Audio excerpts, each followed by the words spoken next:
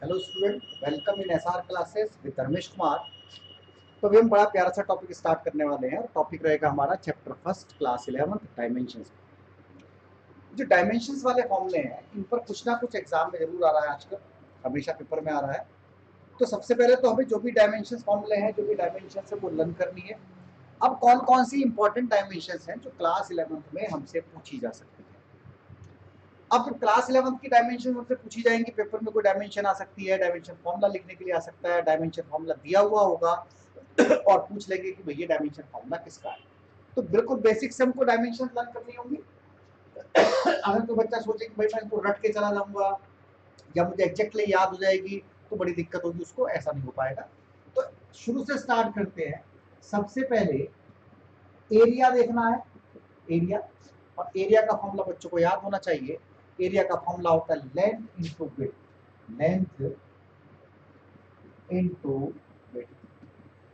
अब लेंथ चूंकि लंबाई होती है, एक्चुअल पाथ लेंथ होती है, इसकी डायमेंशन होती है एल, और विड्थ की भी डायमेंशन एल होती है। इस हिसाब से इसका जो डायमेंशन फॉर्मूला बनेगा एल स्क्वायर बनेगा, और उसको हम ऐसे भी लिख सकते हैं M zero L two T zero, M zero L two T. तो कौन कौन सी डायमेंशंस हैं, कौन कौन सी डायमेंशन जो हमको पढ़नी है, मैं तुमको बता देता हूँ। सिंपली बता देख लेते हैं कौन कौन सी डायमेंशंस हैं जो हमको क्या करनी है, पढ़नी है। कौन कौन सी डायमेंशन रहेगी जो हमको भाई देखनी है। जैसे एरिया की डायमेंशन तुमको पढ़नी है भाई, एरिया की डायमेंशन तुमको पढ़नी है। एक बार फिर से देख लेंगे। एरिया का formula length into width, L into L करके आ जाएगा, और हमारे पास में ये आ जाएगा एल स्क्वायर यानी कि M zero L two T zero. तो कुछ और डायमेंशन है, ये आपकी स्क्रीन पर आ गई होंगी, ये हमको पढ़नी है। जैसे वॉल्यूम की डायमेंशन पढ़नी है, length into width into height, तो इसकी डायमेंशन बनेगी L3, और देखो सामने ऐसा यूनिट भी लिखी होगी। डेंसिटी हमको पढ़ना है, मास अपॉन वॉल्यूम होता है density, mass upon volume. Dimension बन जाएगी, मास की डायमेंशन है, वॉल्यूम की डायमेंशन L3, वॉल्यूम की डायमेंशन L3 पावर 3। स्पीड पढ़ना है हमको, स्पीड की डायमेंशन याद करनी है डिस्टेंस अपॉन टाइम से, डिस्टेंस अपॉन टाइम फॉर्मूला होगा। डिस्टेंस की डायमेंशन एल होती है, टाइम की डायमेंशन टी। एक्सेलरेशन पढ़ना है, मोमेंटम पढ़ना है, फोर्स बड़ा इंपॉर्टेंट रहेगा भाई। फोर्स की डायमेंशन देख लेनी है, वर्क देख लेना है, एनर्जी देखनी है, पावर देखना है, प्रेशर देखना है। कम से कम ये 11 या 12 डायमेंशन। टॉर्क देख लेना, फोर्स इनटू परपेंडिकुलर डिस्टेंस। ये 12 डायमेंशन तो हमको आनी ही चाहिए। इसके अलावा और बहुत सारी डायमेंशन है कि कुछ न्यूमेरिकल क्वेश्चन आ सकते हैं, कुछ क्वेश्चन आ सकते हैं पेपर में न्यूमेरिकल।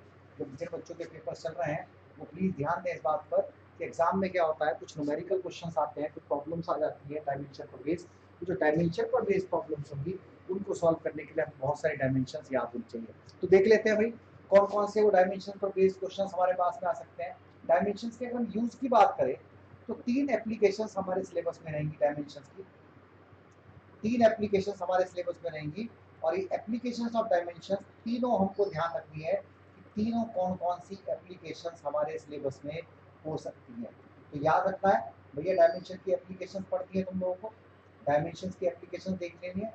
जिन दिन के भी एग्जाम्स हो रहे हैं और पेपर में क्वेश्चंस आ रहे हैं वो डायमेंशंस की एप्लीकेशन देख ले, एप्लीकेशन ऑफ डायमेंशन एनालिसिस, ठीक है ना, ये देखनी है। पहली एप्लीकेशन है to convert a physical quantity from one system unit to another system. दूसरी है to check the correctness of a given physical relationship. And तीसरी है to drive a relationship between the different physical quantity, drive the relationship between the physical quantity. तो ये कुछ relationship होंगी जो हमको ध्यान रखनी है, ये हमको देखनी है। तो इन पर कुछ न्यूमेरिकल्स देख लेते हैं बच्चों, कुछ न्यूमेरिकल्स देख लेते हैं इन पर कि क्या क्या कौन कौन से हमारे पास वो न्यूमेरिकल्स हैं जो इन पर आ सकते हैं। जैसे मान लो कोई फिजिकल क्वांटिटी हो और हमको उसको एक फिजिकल क्वांटिटी को दूसरी फिजिकल क्वांटिटी में कन्वर्ट करना हो, तो किस तरह से हम इस चीज को सॉल्व कर सकते हैं। जैसे एक हमारे पास में इंपॉर्टेंट क्वेश्चन है कि हमें क्या करना है, 1 जूल को कन्वर्ट करना है 1 अर्थ में। ये क्वेश्चन रहेगा हमारे पास में, बता देता हूँ मैं तुमको।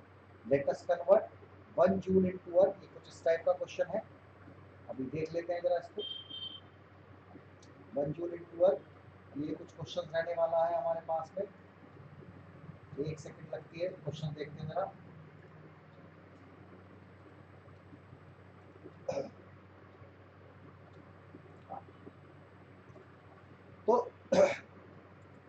ये स्क्रीन पर एक क्वेश्चन आप लोग के आने वाला है, देखो अच्छा क्वेश्चन रहेगा, पेपर में आ सकता है, इसको तुम्हें पढ़ लेना। कुछ इस टाइप के क्वेश्चन तुम्हें कर लेने हैं, कुछ इस टाइप के क्वेश्चन करने हैं। Late us convert 1 joule into work, ये कोई क्वेश्चन है। यानी कि जो जूल है वो बच्चों वर्क की ऐसा यूनिट है। जूल की अगर हम बात करें, जूल किसकी ऐसा यूनिट है? वर्क की ऐसा यूनिट है। जूल किसकी ऐसा यूनिट है? वर्क। और या एनर्जी भी बोल सकते हैं। और हमको इसको अर्ग में कन्वर्ट करना है, यानी कि सीजीएस यूनिट है, एनर्जी की सीजीएस यूनिट है। तो करना क्या है, जो ऐसा यूनिट है हमको उस ऐसा यूनिट को किस में कन्वर्ट करना है? सीजीएस यूनिट में कन्वर्ट करना। वो कह रहे 1 जूल को कन्वर्ट करो सीजीएस यूनिट। अब इसको कन्वर्ट करने का तरीका क्या है, इसको कन्वर्ट करने का मेथड क्या है, जरा वो मेथड देख लेते हैं। किसी भी डायमेंशन को कन्वर्ट करने का हमारे पास में क्या मेथड रहेगा, वो हम फॉर्मूला देख लेते हैं। देखो होता क्या है, सबसे पहले ये एनर्जी की ऐसा यूनिट थी, ये जो एनर्जी है जूल एनर्जी की ऐसा यूनिट है, तो हमको सबसे पहले डायमेंशन फॉर्मूला देखना पड़ेगा। Dimension formula of energy, energy का डायमेंशन फॉर्मूला देखना पड़ेगा, एनर्जी का डायमेंशन फॉर्मूला। और एनर्जी का जो डायमेंशन फॉर्मूला है वो होता है ml2t-2। एनर्जी का डायमेंशन फॉर्मूला ml2t-2। ये किसका फॉर्मूला है? एनर्जी का डायमेंशन फॉर्मूला। अब हम इसको कन्वर्ट कैसे करेंगे? कन्वर्ट कैसे करेंगे भाई हम इसको? हमें क्या करना है, यहां पर हम देख रहे हैं कि मास पर पावर 1 है, लेंथ पर पावर 2 है, इसको b ले लिया। और c टाइम पर पावर कितनी है? -2 है, इसको हमने क्या ले लिया? c ले लिया। अब हम क्या करेंगे, एक सिस्टम को देखो होता क्या है, मान लो एक क्वांटिटी है q1, ठीक, इसको हमें दूसरी क्वांटिटी को चेंज नहीं करेंगे, इसको हमें दूसरी वैल्यू में कन्वर्ट करना है। तो फॉर्मूला लगाते हैं n1u1 is equal to n2u2, n1u1 is equal to n2u2। यानी कि अगर हमें कोई सिस्टम चाहिए, जैसे हमें ये नंबर चाहिए n2 का, तो हम क्या करेंगे, n1u1 अपॉन u, यानी कि पहली यूनिट अपॉन में दूसरी यूनिट। तो कैसे पता करेंगे, n2 is equal to n1। अच्छा u1 में क्या क्या था, मास ले लिया हमने, मास ले लिया, मास जो की डायमेंशन पहली वाली उसमें कितनी थी, m2 power a, l1 upon l2 power b, और t1 upon t2 power c, t1 upon t2 power c। अब क्या करना है, n2 is equal to n1, कितने जूल था हमारे पास में, ये तो 1 जूल था। कितनी जूल क्वांटिटी थी? 1 जूल क्वांटिटी थी। अब ये मास है, हमको करना है ऐसा यूनिट से सीजीएस यूनिट में, किसमें कन्वर्ट करना है? ऐसा यूनिट से सीजीएस यूनिट में, किसमें कन्वर्ट करना है? ऐसा यूनिट से हमको सीजीएस यूनिट में। तो मास को अगर हम देखें, मास को अगर हम देखें तो मास हमारे पास में, मास हमारे पास में ऐसा यूनिट में केजी में होता है, जबकि सीजीएस यूनिट में ये ग्राम में होता है। पावर ए, डायमेंशन कितनी दे रखी थी, ए इज इक्वल टू कितना था, 1, ए इज इक्वल टू कितना था, 1 था। ए इज इक्वल टू कितना था हमारे पास में, 1 था। सेकंड चीज, लेंथ ऐसा यूनिट में मीटर में होती है, सीजीएस यूनिट में सेंटीमीटर में होती है।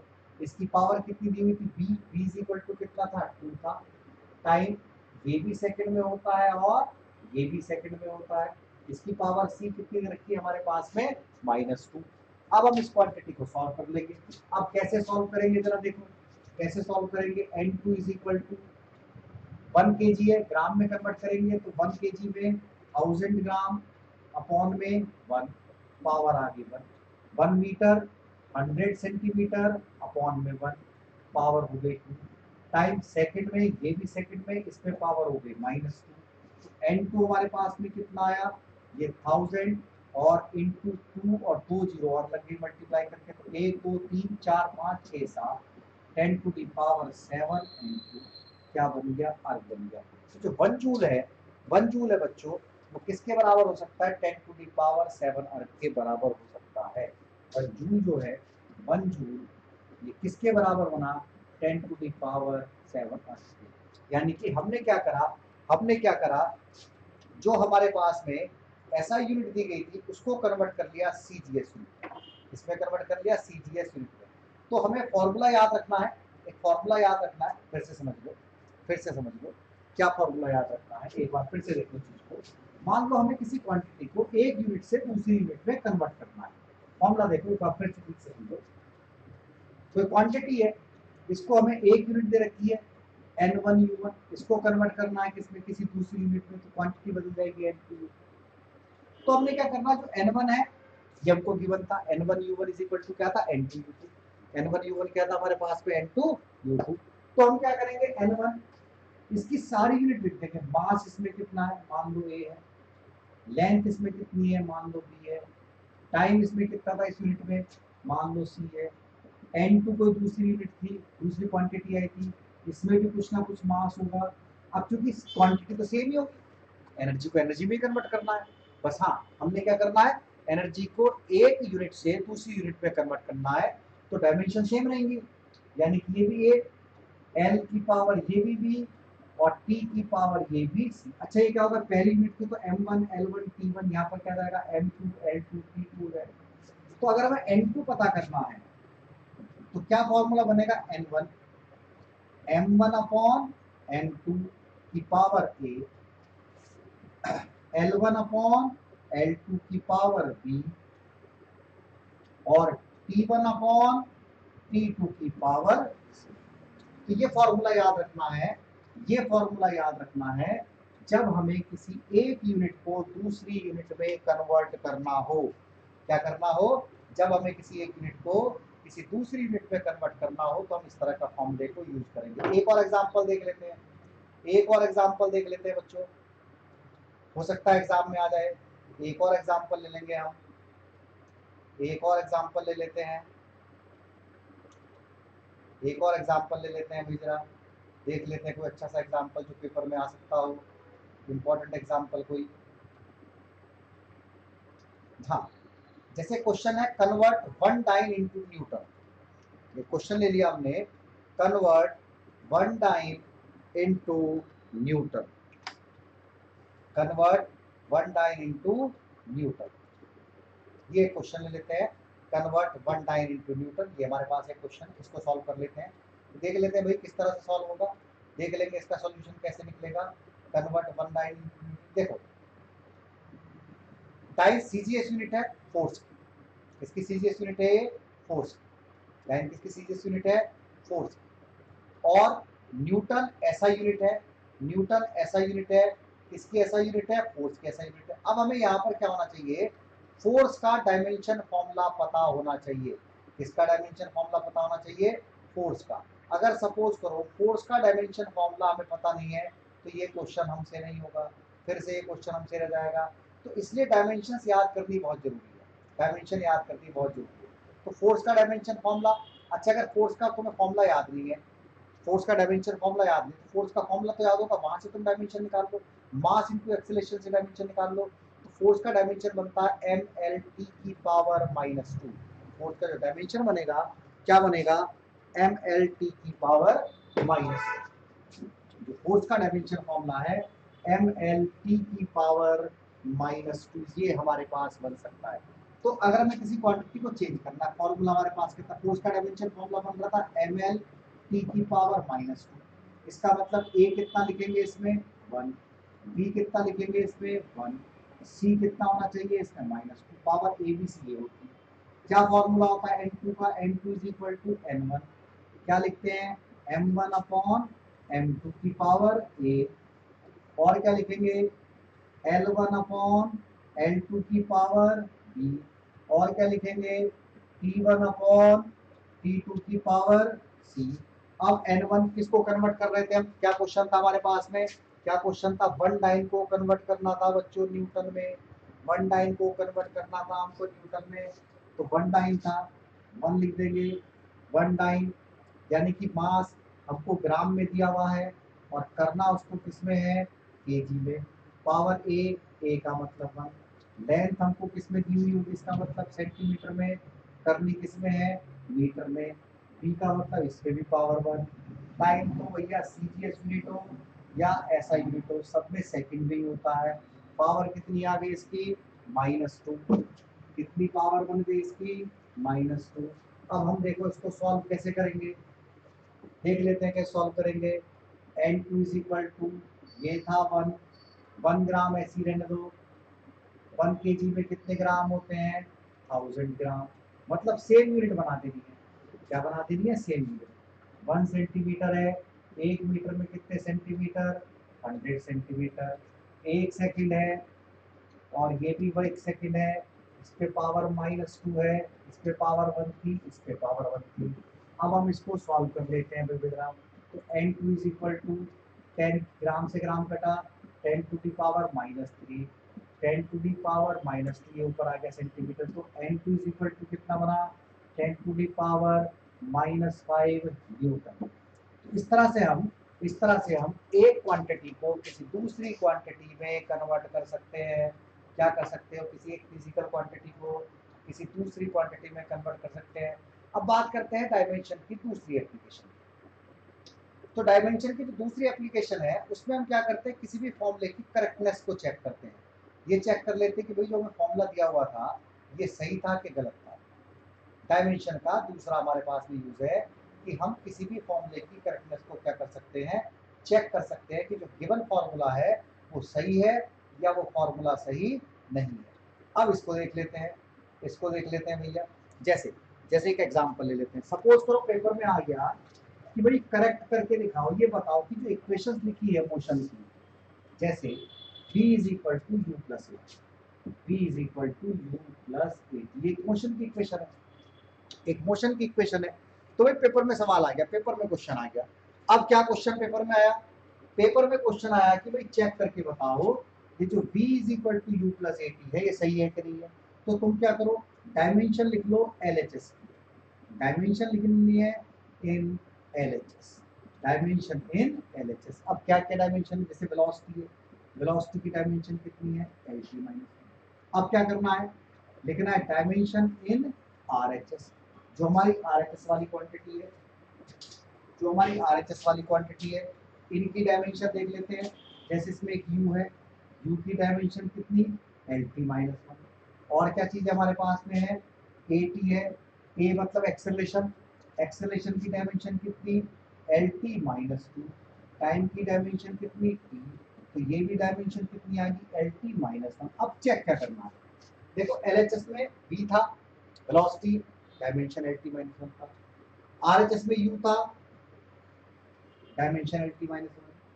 इधर AT था, डायमेंशन LT-1। तो हम देखते हैं कि जो डायमेंशन फॉर्मूले हैं इन LHS वो इक्वल हैं डायमेंशन फॉर्मूले इन RHS, डायमेंशन फॉर्मूले इन RHS। इसका मतलब दिस रिलेशनशिप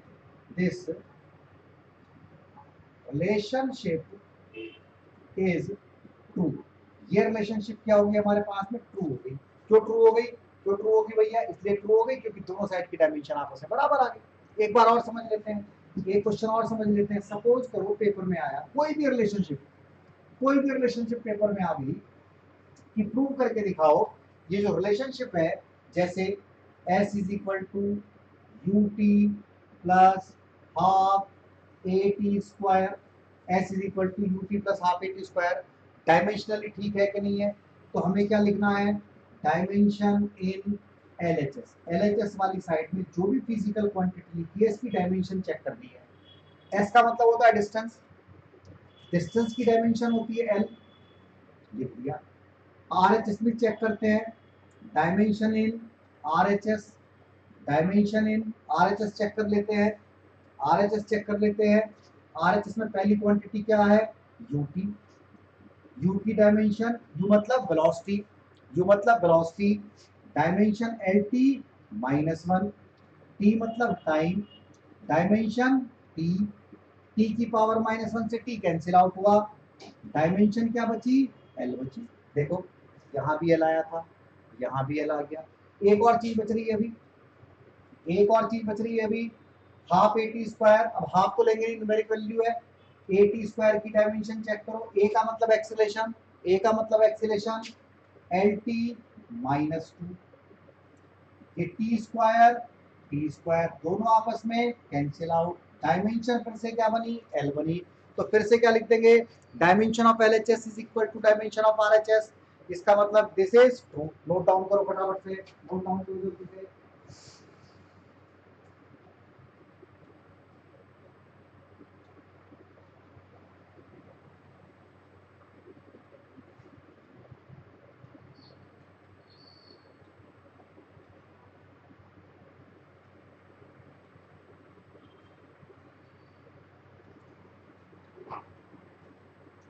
नोट डाउन करो जल्दी से।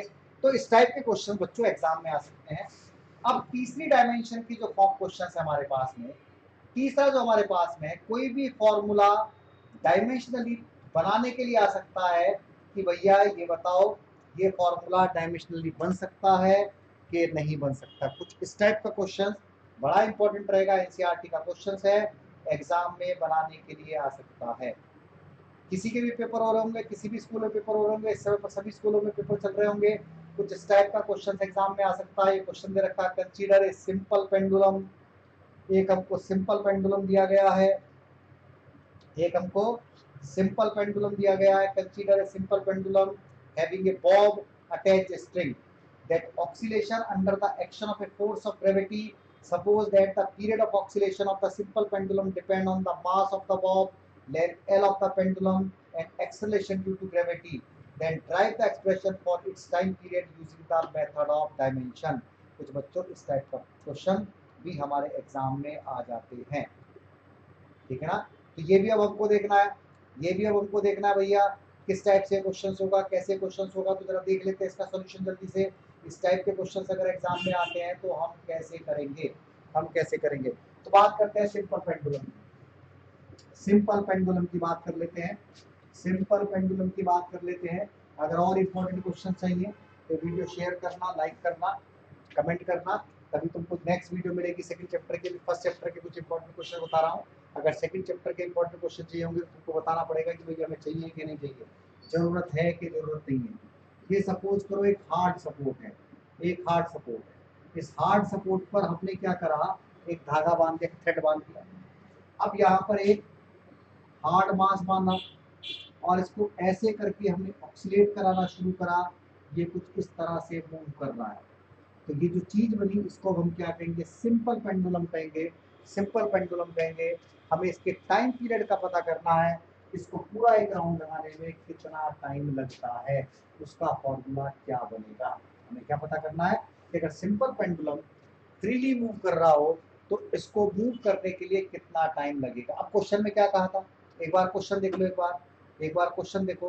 क्वेश्चन में कहा था कि भैया जो सिंपल पेंडुलम है हमारा, वो ऑक्सीलेशन उसका डिपेंड कर रहा है ग्रेविटी पर, ऑक्सीलेशन डिपेंड कर रहा है ग्रेविटी पर, मास पर, लेंथ ऑफ पेंडुलम पर, इन चीजों पर क्या कर रहा था, डिपेंड कर रहा था। तो इसका मतलब ये है कि जो सिंपल पेंडुलम है उसका जो टाइम पीरियड है, बुक में कहा गया कि भाई वो 3 बातों पर डिपेंड कर रहा है। कितनी बातों पर डिपेंड कर रहा है, 3 बातों पर।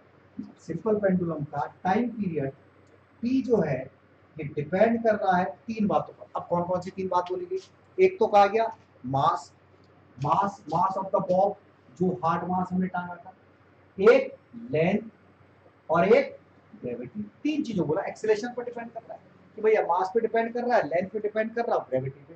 अब ये नहीं पता मास कितना लेना है, पावर ही ले ली। ये नहीं पता लेंथ कितनी है, पावर भी ले ली। ये नहीं पता ग्रेविटी कितनी है, पावर सी ले ली। अब सॉल्व कैसे करते हैं, अगर ये प्रोपोर्शनल का निशान हटाया जाए तो एक कांस्टेंट आएगा, m की पावर a, l की पावर b, ग्रेविटी की पावर c। अब क्या करना, दोनों साइड की डायमेंशन लिखनी है। दोनों साइड की क्या लिखनी है, डायमेंशन। कैसे लिखेंगे, जैसे टाइम, टाइम की डायमेंशन t होती है, t की पावर 1। ना तो टाइम में मास होता है ना ही लेंथ होती है, तो ये डायमेंशन तो बनी LHS में। तो k कांस्टेंट क्वांटिटी छोड़ देंगे, यहाँ पर मास, मास की डायमेंशन होती है m की पावर हो गई a, लेंथ की डायमेंशन होती है l की पावर हो गई b, ग्रेविटी एक्सेलरेशन होता है LT की पावर हो गई -2 और इसकी पावर कितनी थी, c थी।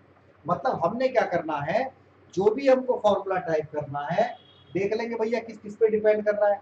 वो जिस जिस चीज पर क्वांटिटी डिपेंड कर रही है प्रोपोर्शनल लगा के लिखेंगे, प्रोपोर्शनल का साइन हटाएंगे, k लगा देंगे और दोनों साइड की डायमेंशन को लिख लेंगे।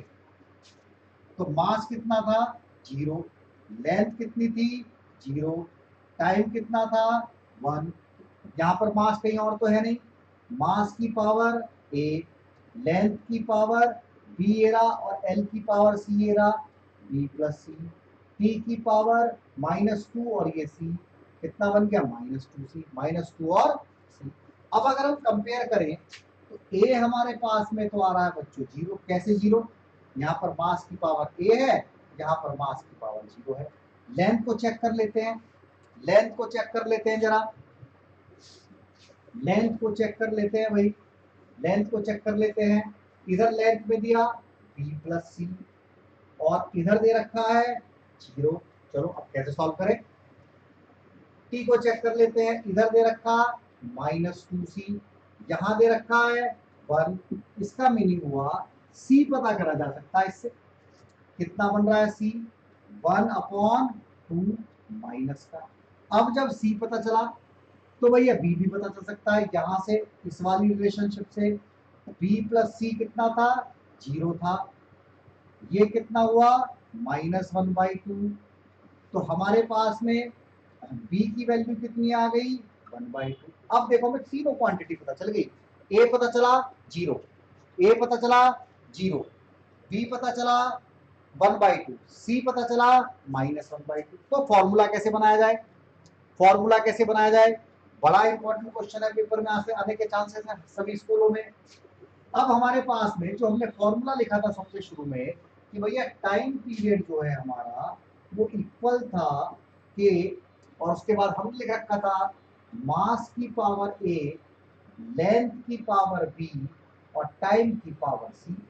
तो T इज इक्वल टू के, मास की पावर ए Na0, लेंथ की पावर b थी 1/2, टाइम की पावर c थी -1/2।